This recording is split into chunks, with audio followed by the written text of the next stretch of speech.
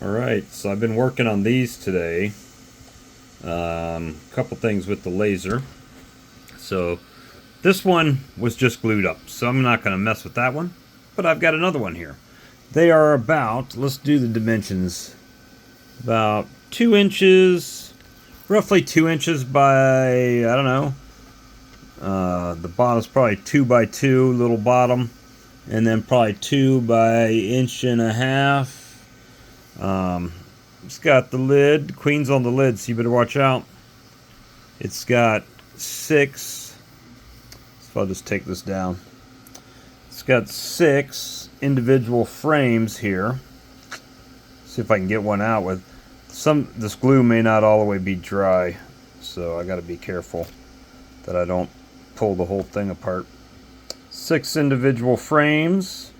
Yes, I know, Brad already brought it to my attention that the frames are the wrong way, but I didn't design this file, guys. It's kind of a pain because you see the little frame rest right there actually goes through the box right there. You see how the one notch is bigger? That's actually the frame rest going from end to end. So it's pretty cool, but you know, one of those things. And then they just fit down in the box.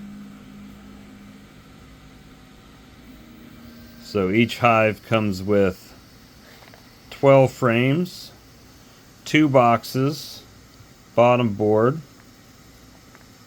and a top. If you don't want the queen on the top, you can flip her around and put her on the inside. Just like that. Perfect. And I've got another, my room's a mess, guys.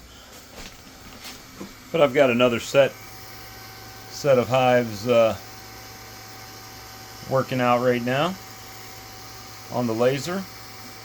They're not a fast, it's not a fast process, that's for sure, but it does work. So at any rate, thought I would share this with you, and we'll see you on the live stream in a little while.